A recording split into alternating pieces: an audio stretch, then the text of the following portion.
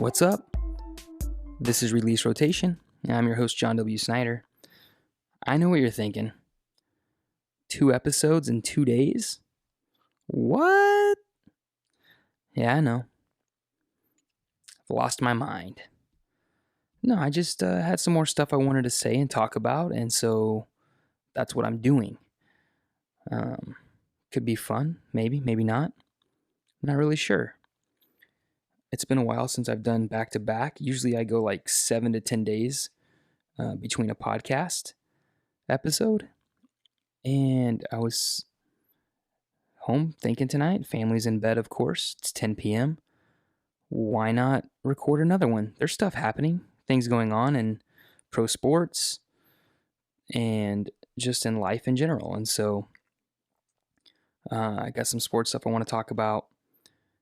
And then when we come back from the break here in a little bit, something that's been on my mind a while, and it's just something that I think we can all relate to, no matter how old you are. And so I hope you stick around to hear that part of the episode. But first, let's get into the sports side of things. The NHL playoffs. Game 5 was tonight. The Blues versus the Bruins. It was tied 2-2 going into the game. And going into this game, I got a text from my hockey buddy Mike, who sent me an article about the Bruins defensive captain, Chara, who on Monday night took a puck to the face and broke his jaw. Can't talk. I was reading some notes. He was actually writing down answers to the media because he can't talk, because he broke his jaw. No big deal, right? Okay, he's out, he's done. It's the Stanley Cup Finals. Nope. He played tonight. He played over 16 minutes tonight with a broken jaw. Insane. Hockey players are the toughest athletes. I don't care what you think. It's insane. I know basketball players play with broken noses, fingers, whatever it might be.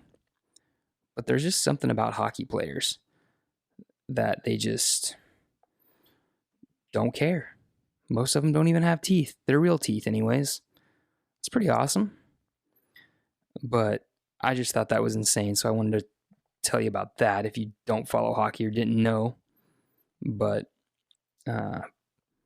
man, I give it up to that guy. Fighter for sure. The Bruins did lose, though, 2-1. They lost on a controversial call. So St. Louis goes up 3-2. Game 6 is going to be Sunday, June 9th, back in St. Louis. So this was in Boston. The Blues got that win in Boston, so now they go up 3-2, heading back to St. Louis.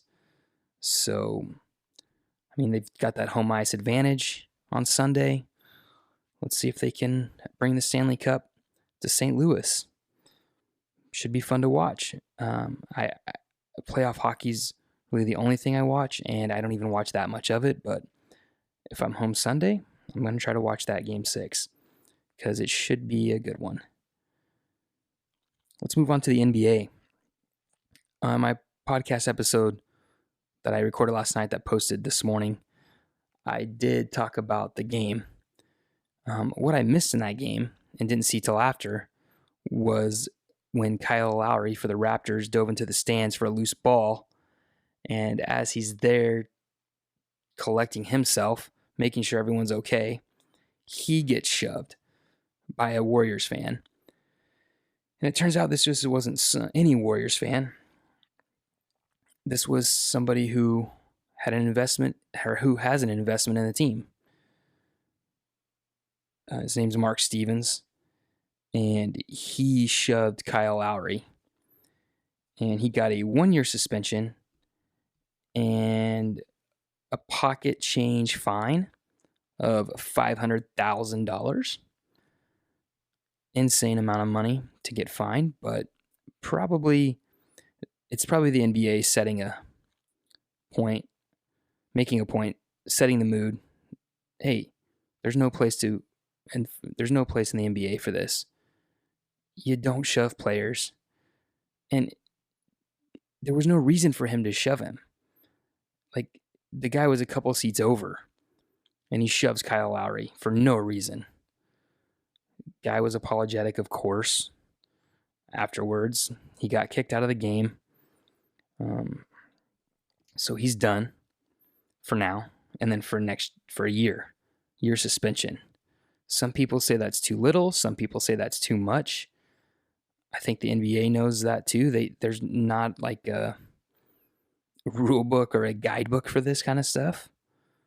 We've seen other fans get kicked out of games or get banned forever, for life, whatever it might have been. There were altercations with Russell Westbrook and a Utah Jazz fan this season. But so Mark Stevens, he's at least done for a year. Who knows what's going to happen? And I don't have an answer. I don't know what the right answer is. And I think suspending somebody for that for life is probably a little excessive. Maybe take his floor seats away, move him up away from the floor. I think the 1 year is fine. The $500,000 is what it is. But I think the 1 year suspension is fine. I don't think it should have been less, that's for sure. Just to make that point. But definitely when he returns, comes back, whatever the Warriors decide to do, they definitely shouldn't let him sit on the floor anymore. I think that should be the next step. But who knows? And a year from now, I'm not sure anyone will be talking about it anyways. I guess over a year into the next season, but we'll see what happens there. Maybe they do, maybe they don't. Maybe everyone forgets about it. But on the other side of it, Kyle Lowry handled himself perfectly in that situation, especially with his emotions running high. I know Draymond Green had mentioned that. I mean, he, could have shoved him back, done something else, and he didn't. Cooler heads prevailed for sure. And so, this is an interesting piece to that game. Fun, maybe, I don't know. Fun piece of the game, I guess, for fans watching. That's about it. But Toronto is up 2-1. So game 4 is Friday night in Oakland at Oracle. And KD has been ruled out. Kevin Durant, not going to play. Klay Thompson has been ruled likely to play. So he needs to play if the Warriors want to have a chance, in my opinion. Steph's not going to put up 47 points again. I mean, maybe he could, but I don't see him doing it again without... Well, he's just not going to do it again. That's a lot of points. Career high, playoff high for him too anyways. So the Warriors need Klay Thompson since KD's for sure out. So if they want to have a chance, Klay Thompson's going to have to be healthy and put up some points. And their offense was okay last night, but their defense was definitely suspect. So hopefully they get those kinks worked out. Hopefully, if you're a Warriors fan, Steve Kerr makes those changes to their defense also. So, fun series. NHL series looks fun. We've got those, and then it's on to the dog days of summer where we've got baseball. And then that just means football's around the corner. So that's my sports take for tonight. That's why I wanted to talk again, because I just wanted to talk about those things that happened in the league, and the NBA and the NHL. So that's why I'm doing back-to-backs. We'll be right back after this break.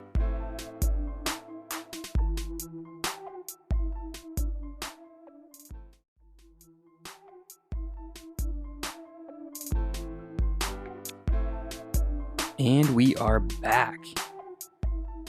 So, what I teased earlier in the episode was a quote that I had heard late last year, I think. So, like November, December, somewhere around there. And I've been dwelling on it since. And I say dwelling on it, but I've been thinking about it. It comes up every once in a while when I look at old photos or go on Facebook. But the quote, the original quote goes like this: At some point in your childhood, you and your friends went outside to play together for the last time and nobody knew it. So when I was thinking about it, I wrote it down before I went and researched it and found the original. So that's the original. At some point in your childhood, you and your friends went outside to play together for the last time and nobody knew it. When I was thinking about it, I wrote it down as, at some point, you went out and played with your neighborhood friends for the last time and you didn't even realize it was the last time. And I just got to thinking about that, and, that really stuck with me because we can all relate to that. And if you try to think back and figure out, oh man, when was the last time that I played outside with my neighborhood friends? For me, it was probably doing something like riding my bike or rollerblading. We played street hockey a lot. Maybe playing football or baseball or frisbee, throwing the frisbee in the front yards. I I don't know the exact last time, but it was doing something like that. I'm sure, I can guarantee it. And most likely, it was probably riding a bike or rollerblading, whether it's playing hockey, street hockey, or just inline stuff, rollerblade stuff. But for you, can you think back of what the last thing maybe, or maybe the last time was when you played with your neighborhood friends? And the part that definitely really sticks out is you played together for the last time and nobody knew it, or you didn't realize it. Because, for me, I said it the way I said it because I didn't realize it was the last time. Because most of the friends in my neighborhood were either older or younger. I was like that one middle kid. And so I had my older friends, Doug and Eve, across the street. They were like 4 and 7 years older than I was, but we were neighbors, and so we played together. We rode bikes, we played baseball, we, did climb trees, whatever it might be. Played hide and seek in the dark in our neighborhood. And then, they moved on. Well, I was still young enough that I needed my friends, and so the minions who lived on the corner by us, there were 4 of them, but we played different things together. They had a cool fort in their backyard. We'd play street hockey together, ride bikes, build ramps for our bikes. And they were younger. I had a friend, his name is Bo. We inlined together, did some rollerblading, tried to do some aggressive rollerblading with ramps and rails, and we got into bikes and jumping dirt ramps that were made in a field by our house. But I just wanted to bring that quote up because some of you may have seen it, some of you may have read it, and maybe it impacted you the way it did me, and maybe it didn't. Maybe you read it and were like, yeah, whatever. And for me, though, it didn't. It impacted me in a way that I was like, whoa, that's really heavy. I was quoting Back to the Future there, but really heavy when you think about it. Because for me, it was a good, probably, 13, 14 years of my life when it comes down to it. And, I would say part of that ends when you get your driver's license. Because now you have this freedom to basically just go, right? And so I just say all that because now, and this isn't going to pertain to everybody, but I have 2 young kids. One's going to turn 4 next week, and one just turned 2 months ago. And I want them to enjoy their childhood. I want them to play with their neighborhood friends, because the same thing's going to happen to them. They're not going to realize that it was the last time they played with their neighborhood friends. And so anytime my kids say, "Can we go out and play?" the answer is always yes.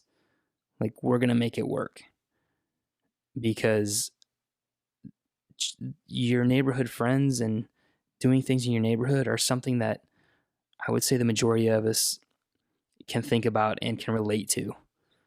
And so, if you're a parent and you have young kids, I encourage you, figure out a way to get them outside to play with their friends that live by you, if there are any. I know some people might not live in areas that they have friends that live next door or across the street or something. But if you do have those kinds of neighbors, let your kids get outside and play, because time is short. It's super short. And so, that's why I look back at this and my childhood and all the things we did. And, that's when you grow up, that's where you grow up. And so I want my kids to remember those times like I did. And, I'm reading a book right now called This Is Marketing, by Seth Godin, who is awesome at what he does. He's got an awesome blog. He's got some awesome books. But there was a part in here which has to do with marketing in some ways. But what's funny is I started reading this and it got me thinking about this quote. And it's in This Is Marketing by Seth Godin. And it says, "What's a car for?" And more specifically, what's a teenager's first car for? For the teenager, a car enables a change from dependent child to independent adult. That's a shift in status, in perception, and in power. It's far bigger than 4 wheels. For the parent, it causes a change from dominion over someone to offering freedom and responsibility. And it leads to significant discussions about safety, about control, and about status. And it's so true. And I never really thought about it. I mean, you think about the independence, but I think as a parent, you think about it a whole lot more and a whole lot more deeply and profoundly. If you're a parent of a teenager who's about to turn 16 or who just did turn 16, I've got a group of like 6 of us guys who we've known each other, some of us for 35 years, some of us for 25 years, 20 years. And all of us but one have kids under 10, maybe even under like 8 at this point. But our friend Hans has 2 boys that are in high school. And we've been talking to him about, man, what is it like having a kid who drives now? Because we're not in that realm, in that world. Our kids are, I can speak, mine, are still being potty trained to a certain extent, especially our youngest one. We haven't even really started. And our oldest one is still learning. And so as a kid, you don't think really much about it other than like, I got my license, I'm out. What time's curfew? When do I need to be home? This is where I'm going, whatever. And I can't even imagine as a parent, like my friend Hans can, or my parents did when I turned 16, and going from that, like it said, a dependent child to an independent adult, just like at the snap of a finger, basically. I don't know if you can prepare for it. And that's why I read that and that quote came up, because I enjoyed my childhood and I want my kids to enjoy it. And I challenge you again, if you have kids, let them enjoy it. Let them have fun. Let them play outside, because it's going to go so fast. And it's really funny about me and my driver's license. I turned 16 in April of my junior year of high school. I was one of the later ones. Had a couple other friends, BJ and David Irons. They actually have the same birthday, but they were a little after me. But all of my friends, though, that were in our class, they got their driver's license well before we did. Some in the summer before, August, September, January, November. My really good close friends, that's when they got their driver's license. Well, April rolled around. I was in no hurry to get my driver's license. For one, my parents were still somewhat okay with taking me places. But two, I had all my good buddies who got their driver's license. And because they drove and they wanted to drive because they were 16, what 16-year-old doesn't want to drive other than me, apparently? They were happy to come pick me up. One of our friends did fail his driver's test 3 times. I'm not going to mention his name, but if you know me and you grew up with us or went to school with us, you know who it was. And so they were happy to come get me. So I didn't get my driver's license until my parents made me. So I turned 16 April of my junior year. And the other thing too, I looked like I was 12 and I was 4'9". Yeah, you heard that right. So when I turned 16, I looked like I was 12 and I was 4'9" and I was not even 100 pounds. And there were a couple times when I was, I got my permit when I turned 15 and a half. And so I'd go driving with my parents. There were 2 instances, one at a stoplight or stop sign. And I was driving and my dad was in the passenger seat and an older couple pulled up next to us and were freaking out because my dad was letting a 12-year-old drive. I thought it was funny. I mean, what was I going to do? Couldn't control it. It is what it is. I was 4'9" and looked like I was 12. And so they were freaking out. And another time was going through an Arby's drive-through. I was driving. My mom was in the passenger seat, and the cashier at the Arby's drive-through window thought it was awesome that my mom was letting a 12-year-old drive. No, not really. The cashier really couldn't believe my mom was letting a 12-year-old drive. He didn't think it was awesome. He was kind of freaked out by it. And my mom, being a mom and how moms are, let the guy know in a very kind and stern way that I was indeed 15 and a half and was allowed to drive. But I say that, and those are some funny stories. But the whole thing about my parents making me get my license, I said it was easy because my friends wanted to drive and would come pick me up without any issues. But I also think maybe deep down, maybe I knew I was giving up my childhood in some ways. I liked playing with my neighborhood friends. I liked riding my bike, and it was fun. And so maybe just deep down, I knew that stage of my life was coming to an end, and I didn't want it to.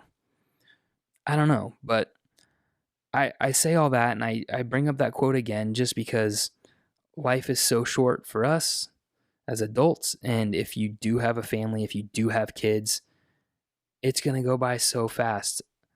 I know my friend Hans, who has kids in high school who are driving. He'll tell me it goes so fast. My parents tell me all the time, where's the time go? How are you 39? How is your brother 50? Like, what? Where does that time go? So get out with your kids, have fun. Summer's almost here. Go to the pool. But just be there. Be present. It's one of those things I talked about in a podcast several episodes ago. I talked about not missing out. And this is something else about not missing out on. I don't want to miss out on my kids, and I don't want my kids to miss out on their friends and having fun as a child, because that's what childhood's all about, is playing and having fun. And that's what I want them to remember most about their childhood, is their neighborhood friends and their friends at school, and having those times and those moments. Thanks for listening. You guys are awesome. Have a great night or day. Who knows what time you're listening to this? But we'll talk later. This is Release Rotation. I'm your host, John W. Snyder.